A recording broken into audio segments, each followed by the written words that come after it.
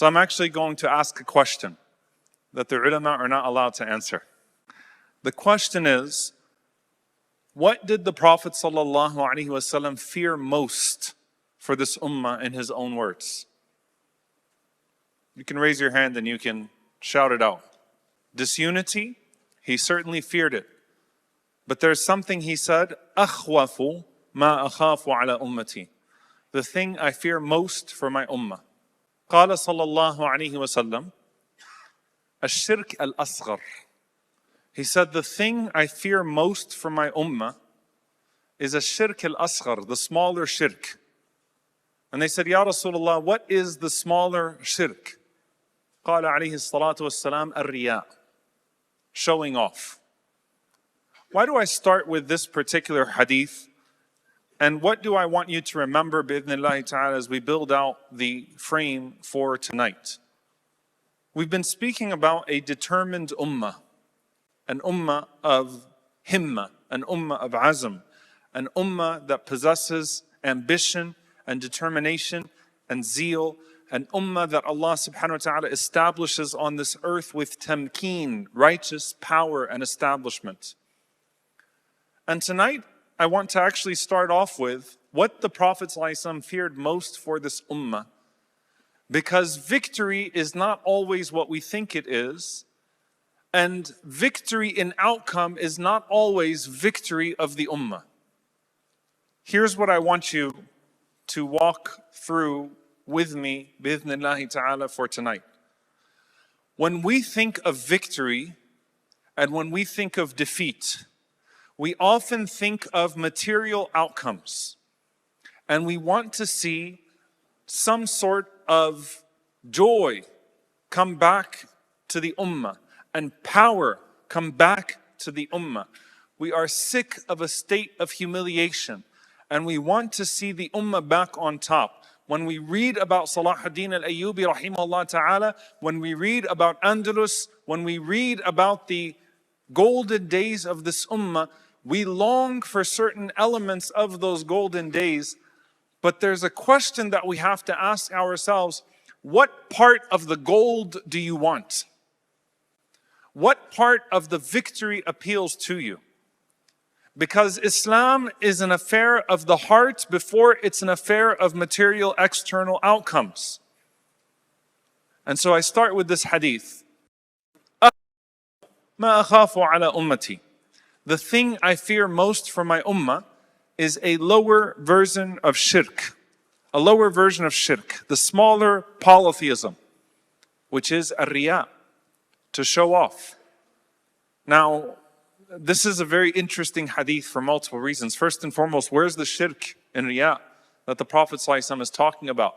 You are supposed to be performing for the sight of Allah subhanahu wa ta'ala, but instead you perform for the sight of other than Allah subhanahu wa ta'ala. Therefore, in the process, you weight the sight of someone else the way that you should only weight the sight of Allah subhanahu wa ta'ala upon you. What does this have to do with our ummah?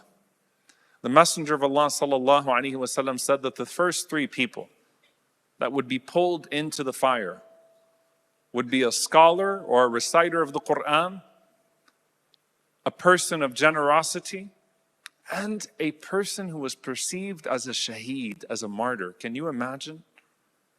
Why? Every single one of them is brought forth before Allah subhanahu wa ta'ala. ماذا قدمت? What did you put forth, O scholar? What did you put forth, O reciter of the Qur'an? Ya Allah, I taught the people the Qur'an for you. Allah Azza wa Jal will say, kadhabt. You lied. You did that so that people would praise your knowledge, people would praise your recitation. You got what you wanted, and now there is nothing left for you in the hereafter. O person who donated and was generous, ماذا قدمت? What did you put forth? I put forth my money, I put forth my wealth. في سبيلك, in your path, O Allah, I spent في سبيل الله. كذبت, you lied. You did that so that people would say what a generous person you are. And it was said. But there's nothing left for you in the hereafter now. The shaheed comes forth, a martyr. Can you imagine a person who gave up his life? What did you put forth? I put forth my life for you, Ya Allah. I was killed for your sake. Kadhabt. You lie. You did that so that people would say, Jari, what a courageous person you were. And it was said, but you have nothing left for you in the hereafter. It's a scary hadith to start with, and it expands to a broader framing that the Messenger of Allah ﷺ is giving to us. That sometimes winning is actually not everything. Sometimes the material outcome, if coupled with spiritual decay, is actually against you and not for you. And so from the broader perspective of the ummah, when the Prophet ﷺ tells us about a time of fitan, a time of tribulation, and he says, Kun Abdullah al-Maqtul, wa la takun Abdullah al-Qatil. Be the servant of Allah that is killed, not the one that kills. That if oppression takes place, I would rather for you to die as a mazloom, to die as an oppressed person, than to be an oppressor. It's not always about being on the throne. It's not always about material victory. It's not always about winning as an ummah. Because if that winning, if that victory, if that triumph is coupled with spiritual decay, then it is against you and not for you on the day of judgment. And this affair of La ilaha illallah Muhammadan Rasulullah is primarily an affair of the akhirah, not an affair of this dunya. It's an affair of the hereafter. So when it comes to your goodness, if your good outcome doesn't have a good internal quality, forget the good outcome. It's number one. On the other side, the Prophet ﷺ also said, La akhsha alaykum al-faqr. I don't fear poverty for you as an ummah. I'm actually not worried about you going poor. I'm not worried about the resources leaving your ummah. But I'm actually worried about Allah subhanahu wa ta'ala opening the doors of wealth for you. The earth presenting itself to you, having all the wealth and the resources in the world. But then you fight over that wealth, become intoxicated by it. Rivalries over worldly possession start to take place. And as a result, you lose the quality of the affair that was given to you. This is a very interesting hadith. La akhsha alaykum al-faqr. Now, by the way, on an individual level, the Prophet ﷺ said, Al-yad al-ulya khayrun min al-yad al-sufla. The upper hand is better than the lower hand. Al-yad al-ulya hiya al-munfiqa. The upper hand is the giving hand. Al-yad al-sufla, the lower hand is the receiving hand. It's better to have the upper hand than to have the lower hand. What is true at an individual level is also true at the collective level. When the Prophet ﷺ praises the virtue of something individually, it applies to the ummah as a whole. And when he talks about something being dispraiseworthy at the individual level, it applies to the ummah as a whole. So is there a contradiction between the ahadith? I'm not worried about you being poor. I'm worried about you being rich. But by the way, it's better to have the upper hand than the lower hand, and to be the giving hand rather than the receiving hand. Is there a contradiction between the two? No. Because it's better to be the upper hand with a pure heart. But if there comes a time where the choice is having the upper hand with corruption or being the lower hand with your religion intact, then it's better to be the lower hand. It's better to actually not be on top if the expense of being on top is the relinquishing of what makes you elevated in the sight of your Lord. You see, you can praise an outward condition or say that all things equal, an outward favorable condition is better than a lower favorable condition or a lower condition. So, should we as an ummah seek to be on top? Yes. But لِتَكُنْ كَلِمَةُ اللَّهِ الْعُلْيَا, so that the word of Allah is what is most high, not us. Should we seek to be in a situation where we are financially capable? Yes. but so that we can spend for the sake of Allah subhanahu wa ta'ala, not consume the world for ourselves. The Prophet sallallahu alaihi wasallam told us that one day we would be many in number. Right? Is it a good thing to be many in number? I really want to see interaction now. Is it good to be many in number? Yes. إذا جاء نصر الله والفتح ورأيت الناس يدخلون في دين الله أفواجا فسبح بحمد ربك واستغفره إنه كان توابا. Allah Azza wa Jal marks the victory and the fatih. You see people coming into the religion in huge numbers. Alhamdulillah. سبح بحمد ربك واستغفر.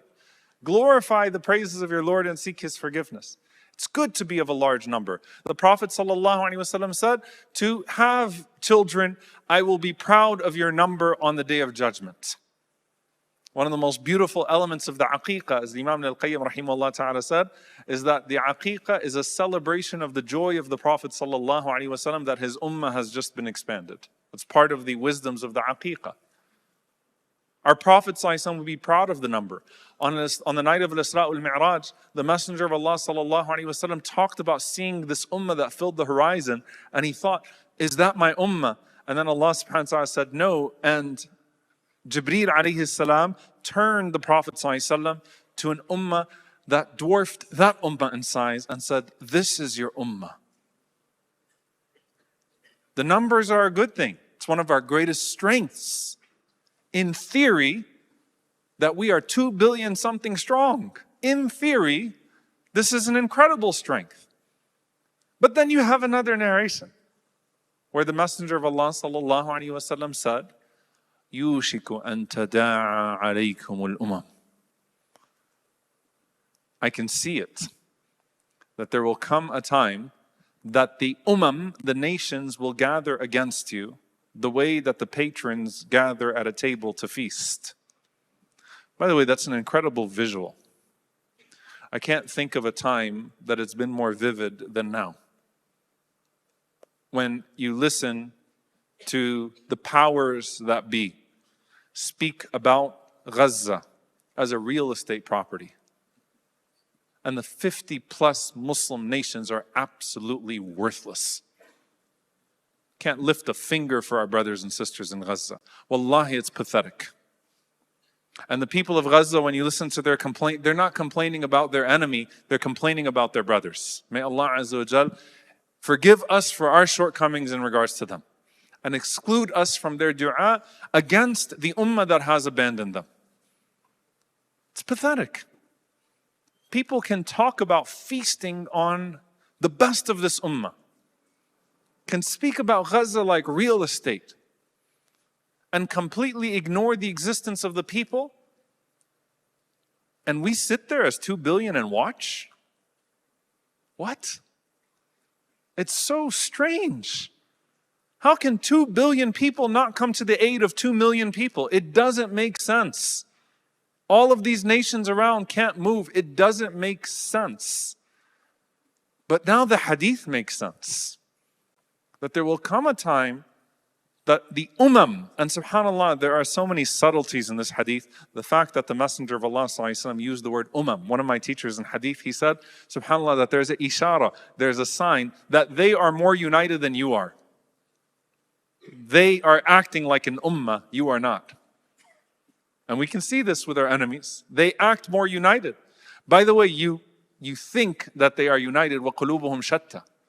They hate each other. But they know how to gather on the basis of mutual interest. We can't do that. With La ilaha illallah Muhammad Rasulullah, we still can't come to common cause. Even though we have the strongest reason for common cause, we still fight like petty children. They, on the other hand, they act like an ummah. They act like like nations. They gather around you like patrons at a table. They feast on you. Ya Rasulullah, is it because we are qillah? Is it because we are less in number? No. You are many in number that day. But you are like what? Ghutha as-sayl, foam, the foam of the sea. SubhanAllah. On the one hand, he praises our numbers, sallallahu alaihi wasallam, but here the Messenger of Allah sallallahu alaihi wasallam said, your numbers mean nothing because you are like the foam of the sea. كَغُثَاء السَّيْلِ. Why? And this is where I want to take us to once again, the spiritual condition. The problem is not the numbers. In fact, the numbers should be a good thing. The problem is that you're not using the numbers. The problem is the condition that exists beneath the numbers, not the condition of the numbers themselves.